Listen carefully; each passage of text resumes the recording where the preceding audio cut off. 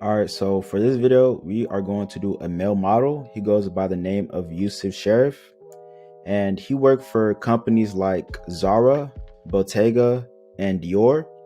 And the reason why I wanted to do a male model is so I can have an idea of what it takes to be a model and what is usually expected of it. And one thing that I noticed is he does have a somewhat of a unique face.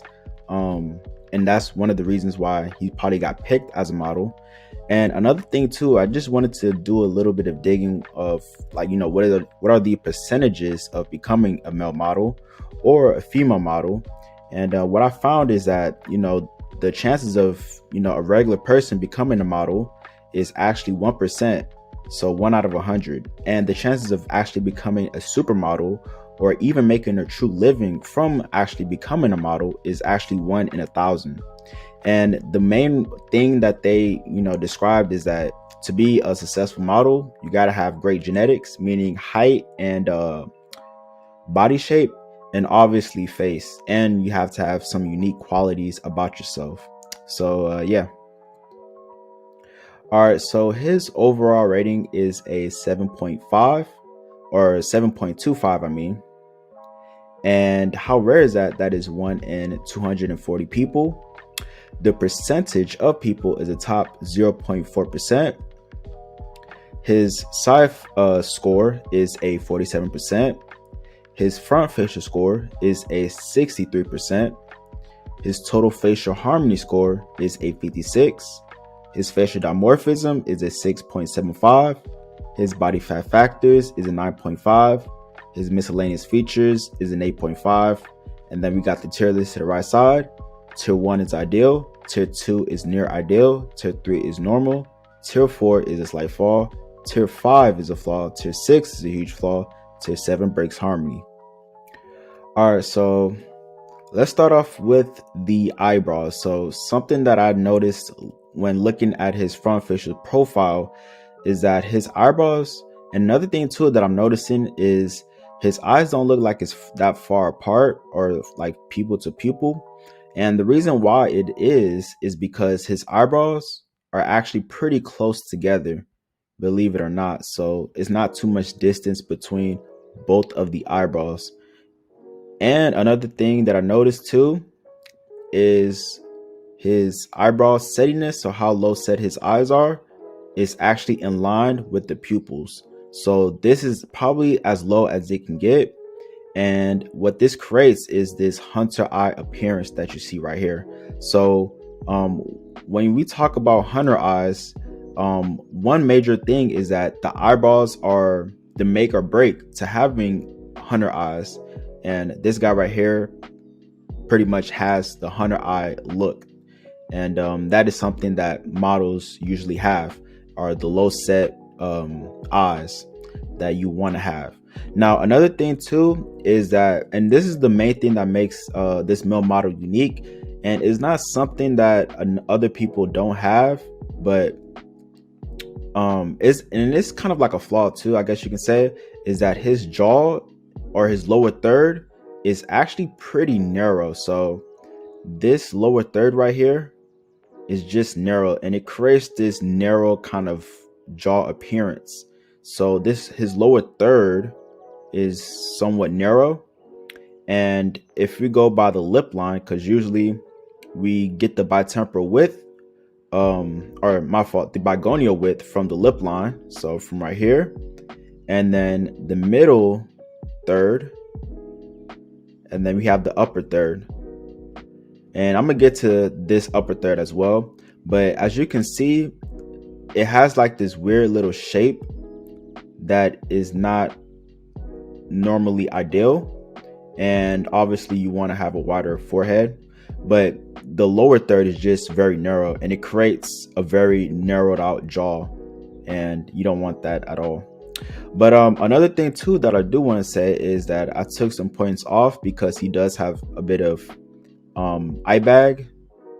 And another thing too is I thought he had a little bit of discoloration around the eyes, but that's not the case. He doesn't have any dark circles. I looked at some other pictures, and yeah, so he does not have that at all. All right, so his eye separation ratio, I put it at a tier 3 at 48.7%. And his eyes are just a little bit spread it out apart. Like I said again, it's kind of hard to tell because of the eyebrows being very closer together. But yeah, his eyes are more closer together in terms of pupil distance. And another thing is I believe that if his cheekbones were a little bit more prominent, that could counterbalance it. But like I said again in my previous video, that will offset some other things too. So yeah, it might help the eye separation ratio, but it might, hinder some of the other measurements as well. All right, another thing is the fifths rule. So if we divide the face by fives, it should be even on all sides. And for him, it is actually even, which was actually surprising. And the nose was kind of slightly outside of the corner, just ever so slightly, but I still counted that as ideal because it's still within the corners of his mesial canthus. And yeah, so his mouth aligns with the eyes perfectly, the nose and also the ears doesn't drift too far out. And yeah, so most people don't really pass this measurement, believe it or not. For another example that I can think of is person like J-Lo. She has very evened out facial proportions all around. So if you want to look at her face to have a good idea of what a perfect fifths is, then so be it. All right, so his bitemporal widths is a tier 3. Now he does have a very narrowed out forehead, and you don't want to have a narrowed out forehead. It looks almost nyani or baby like or boyish, I guess you can say. And men have wider foreheads. It just looks more broad. You want to have more broader features, and for his head to be that narrow is not a good look at all. And it kind of swoops in like how I drew before, how the forehead swoops in, and also the lower third also swoops in as well too. So you just don't want to have that look. You want to have your face to kind of look broad between the lower third and the upper third. It just has a better symmetrical look to it. So you don't want anything to be narrowed out. Now, another thing that I didn't mention at all is that his neck is very wide, and even though he has a very narrow jaw or kind of like small jaw, his neck actually is as wide as his jaw or his bigonial width. So having a wide neck just makes the base looks it just helps your masculinity all overall, and it just makes your face look more masculinized. So yeah, having a wider having a wider neck helps the base area of your face. The bigonial width, and I already described this before, is 78%, which is a tier 4. And this is usually around the lip line, like I say, right underneath the mastery muscles, believe it or not. And his lower third is just way too narrow. It just doesn't create the best shape for your face. You don't want to have a very narrowed out jaw or a small jaw. So it's not going to produce the most masculinized face possible. Obviously, men have wider jaws. This jaw right here might suit a female more better than a male. So yeah, but this is what makes his face look unique, in my honest opinion. Most male models have the opposite of this. So I guess this is something that makes him distinct from other people.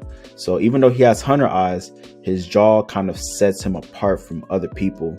So even though flaws can be a flaw, flaws can also make the person look unique. And that's what some of these modeling agencies are looking for too. So you don't have to be the best looking person possible or the best looking person in the world with 100% perfect features, but those small little flaws that you have, if they feel like that sets you apart and that makes you look unique and that sets you from the other people or the other competitors, then that's what they're going to look for. All right, so the next one is the jaw frontal angle. It's a tier 4 again, and that is at 74 degrees. and it is actually 10 degrees away from a tier 1. So that is a pretty big difference. And yeah, I haven't really seen any guys with a jaw this low that I've rated in terms of celebrities. Now, obviously, if you want to get your face rated, I do it for free. Just hit me down in the description. My IG should be there, and I can do that for you. I have rated, some subscribers' faces with lower jaw angles than this, believe it or not, but not any celebrity. So I believe he might have actually, I think he does have the lowest jaw angle that I've measured. I don't think I've measured anybody else that is as low as him. Maybe LaMelo Ball, but I think LaMelo Ball had a wider jaw angle than him because his lower third was a bit wider. So yeah, so his just jaw angle and his lower third is just very narrowed out. So yeah, that makes him very distinct between anybody else that I have measured. So that's one of the main reasons why I wanted to do a video on this male model. All right, so the gonio angle is at 132 degrees. 132 degrees is a tier 5, and he doesn't have the most sharpest jaw. And I'm gonna show you guys when I sketch it out real quick. But one thing that I noticed is that his gonian bone isn't really sharp at all. It's actually kind of rounded. And another thing too is, and I'm gonna sketch it out later, is I thought his jaw was actually higher set and I thought his gonian was gonna be above his mouth line, but actually his gonian is actually below his mouth line, believe it or not. And yeah, and it could be also the way he postures his head too, and maybe because of the gonian bone is just very rounded, so it kind of has the appearance of being higher set. Just a whole bunch of other things too that I'm going to discuss later. The ramus to mandible ratio is a tier 4 at 0.49. Now his ramus is this back portion of the jaw. Some people think that the ramus is actually a muscle, and the ramus is not a muscle at all. And the ramus, going from the exterior of the upper portion of the eardrum all the way down to the gonian bone, that is only 49% of the mandible length. And even though he has a long mandible, the ramus doesn't equate to it ratio wise. So it should be at least 5 to 7 in terms of ratio. And he does not have that at all, and doesn't even come close to it. So he does have a very short ramus. So that's one of the reasons why I thought his gonian bone was going to be above his mouth line, but in fact it is below his mouth line. All right, so since I keep speaking on it, I might as well talk about it. So yeah, his gonian bone is actually below the mouth line.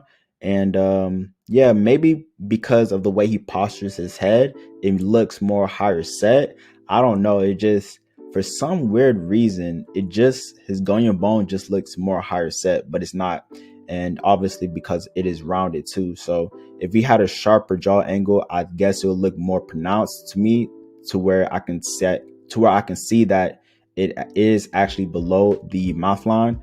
But yeah, so sometimes it can be an illusion a little bit. Something that I noticed with male models is that their submetaclavicle angle is actually a pretty sharp angle, and that is something that is almost necessary for a male model, because they usually are typically at a very low body fat percentage. Maybe I should say less than 10%, more like 7%, especially when they're on the runway. But this is a very sharp angle at 101. The average, I believe, that I have for the average celebrity, for all of them that I rated, is around like 109. So 101 is really a sharp angle. And I believe that is because he doesn't have any loose skin underneath the jaw region, which a lot of celebrities do have, especially with the older ones. And his hyoid bone is actually higher set too. And usually another thing that I also noticed too is people with stretched out or long necks have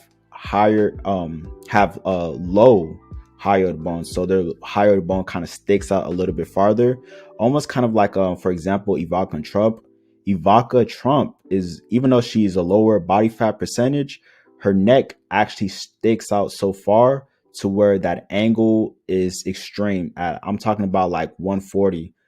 So yeah, so the neck, if a person has a longer neck, their submental cervical angle might be long or might be obtuse. All right, now looking at the side view profile, one thing that I did talk about is his jaw not being very sharp. So the gonian bone is right here, and I don't know if I can see it. I probably should have put this in black and white, but that bone actually isn't really sharp. So the bone right here is kind of like curves around, so you don't really know where that set point is at. And if it was somebody with like a very sharp gonian angle that was like this, then we can kind of identify if it's at the mouth line or not, rather than it being curved like this and not knowing if it's below, not knowing if it's above, just kind of guessing. And that's where I was at. And obviously, because of his posture of his head and how his head is tilted, but he's obviously looking straight. But some people naturally have a tilt with their head, which is perfectly fine as long as we know where the Frankfurt plane angle is at.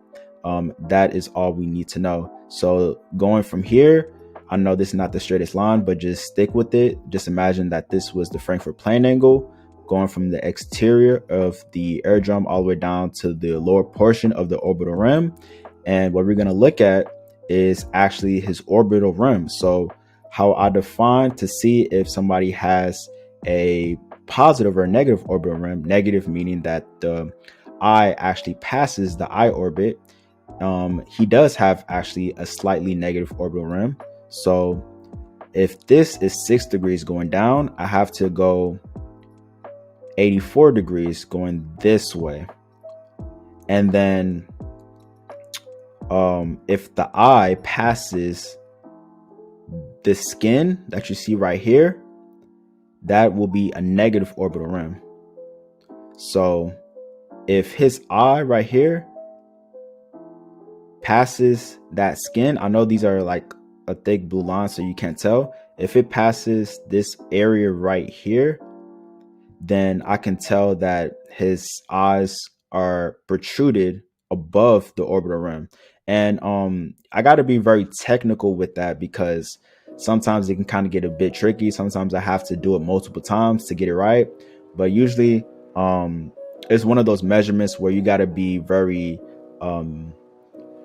you just got to see the intricacies of it. You know, you can't just do it real quick and just be done with it. That's one of the measurements that gives me a hard time. And obviously, I feel like the nasal tip gives me a hard time as well. And gonial angle, especially when the person is a higher body fat, I kind of have to kind of guess a little bit where the ramus is at. Not the mandible. The mandible is not the hard part, but the ramus sometimes can be a tough part to see where, you know, the ramus might be if there are a higher body fat. All right, so I know I try to draw up the orbital vector for y'all guys so I can have a better understanding, but this is just a little quick picture of it right here. And his is actually just ever so slightly negative, so that would be a tier 4. And yeah, so he doesn't have very deep set eyes, but you want to have very deep set eyes. It just makes the face just more attractive. And who doesn't want their eyes to be inside, all the way inside their eye socket? So it's just something that is more appealing, whether it's female or male. So and it's something that's unisex. And yeah, so if you want to get your face ready, make sure to hit me up. And yeah, I'm out. Peace.